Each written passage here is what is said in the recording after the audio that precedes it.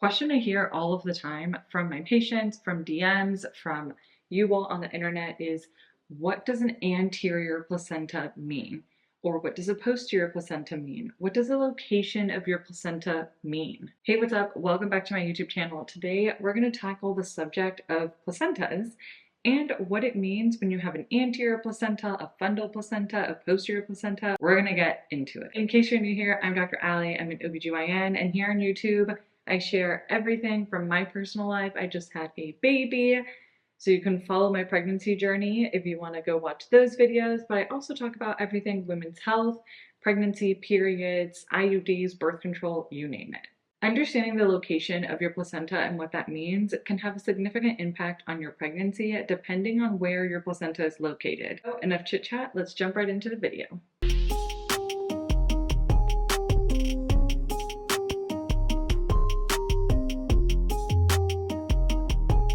To start my videos with a little bit of a background. So exactly what is a placenta? Placenta, which I find absolutely fascinating, is an organ that grows and develops in pregnancy. One of those organs that you make throughout the pregnancy and then it expels and leaves your body at the end of pregnancy, which when you think about it in that sense is crazy. The purpose of a placenta is to provide nutrients, blood, oxygen, and everything that your baby needs to grow throughout the pregnancy. That being said, the placenta can attach at different locations in the uterus. So let's talk about all of the possible places that the placenta can attach in pregnancy. I am going to have pictures throughout all of this because if I just verbalized everything, it wouldn't really make that much sense. So the pictures are going to be really helpful here. First up, an anterior placenta. This is probably the one I get the most questions about, especially on TikTok. I feel like there's so many videos about an anterior placenta and what it means. An anterior placenta means that the placenta is attached to the front part of the uterus. So if you think about a pregnant belly, obviously you have the skin, then you have a layer of fat, you have muscle, and then you have your uterus behind all of that. This is the uterus here and the pregnant belly. This is going to be the front part. So an anterior placenta means that the placenta attaches to the front part of the uterus. And here's a picture so that it makes a little bit more sense. So as you can see in the picture, the placenta is attached to the front part. So it's almost like you see it, the skin and the belly, uterus, and the placenta is right there. This is a very common place for the placenta to attach, and it usually doesn't cause any issues and doesn't really mean anything. However, what it can cause is that you feel less of your baby moving. If you think about it, it's almost like an anterior placenta acts like an extra cushion, so you may not feel those big movements as if someone who has a posterior placenta or placenta on the back. You should always be able to feel your baby moving, but with an anterior placenta, those movements may not be as pronounced or as strong because that placenta is there serving as another layer, another cushion. So like I said a second ago, next up is a posterior placenta. This is just the opposite of an anterior placenta. As you can see from the picture, the placenta is now on the back side of the uterus. People who have a posterior placenta tend to feel more pronounced fetal kicks and more pronounced movements. Again, that's just because they don't have that extra cushion because the placenta is in the back.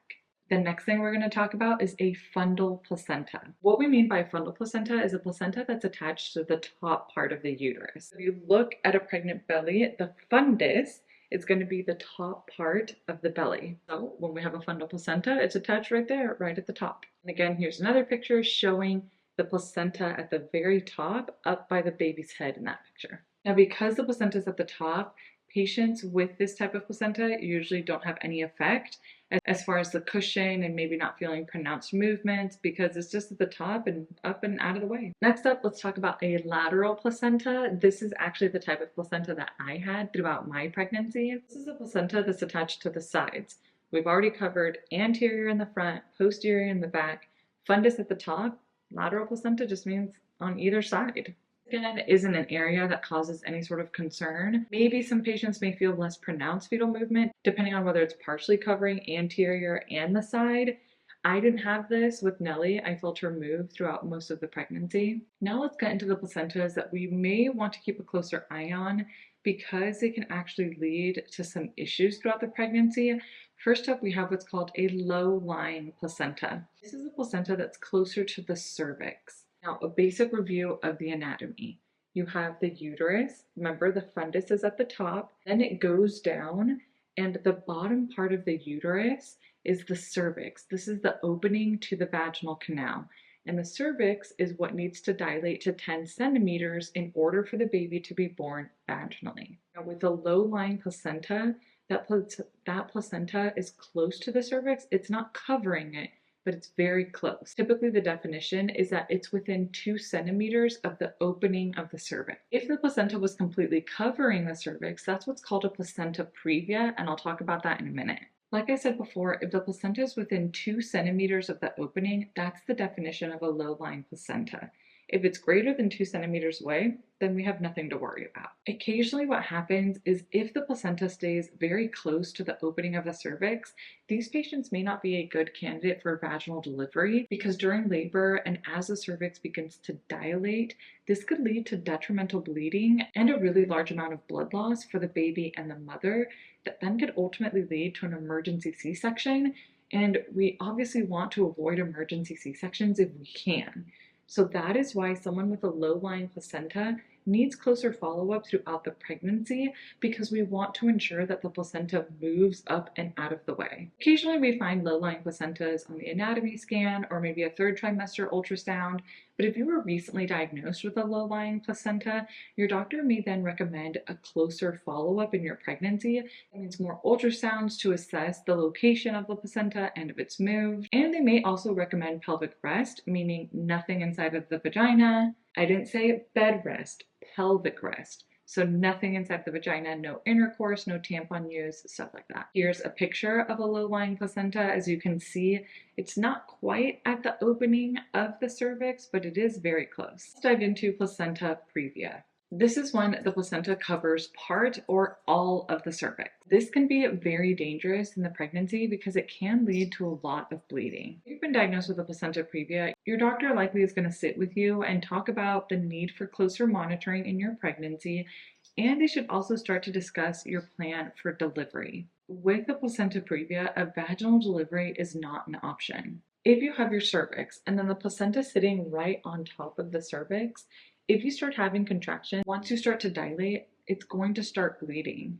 And the blood loss is going to come from the placenta and is going to affect both the mother and the baby. This is going to lead to severe bleeding and it could lead to fetal death, which obviously is something that we never want, and it's a terrible situation, which is why the recommendation for someone with a placenta previa is to have a C-section. Typically, that C-section is done early, between 36 and 37 weeks. The recommendation to do the C-section early is because we want the patient to avoid starting to have labor contractions and avoid them from going into labor. The purpose and point of labor is to have contractions that cause your cervix to dilate.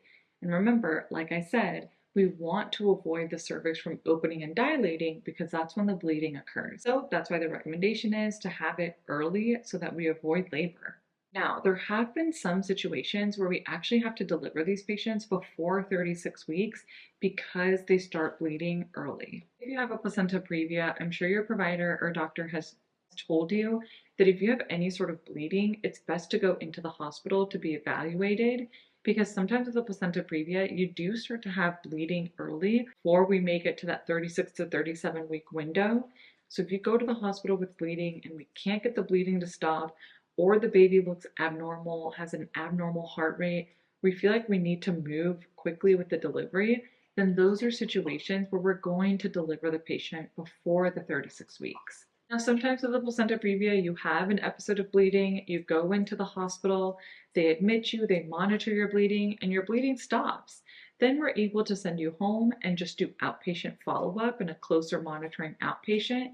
But if you start bleeding again, then you should go back to your hospital. And likely at that point, they'll evaluate you again and see if they need to deliver early or if they can prolong the pregnancy a little bit more. It's going to be very situational and it just varies patient to patient. Here's a really good picture of the different varieties of previas that you can have. In the first one, you see that there's a normal position for the placenta. Next picture, you can see that you have a marginal placenta.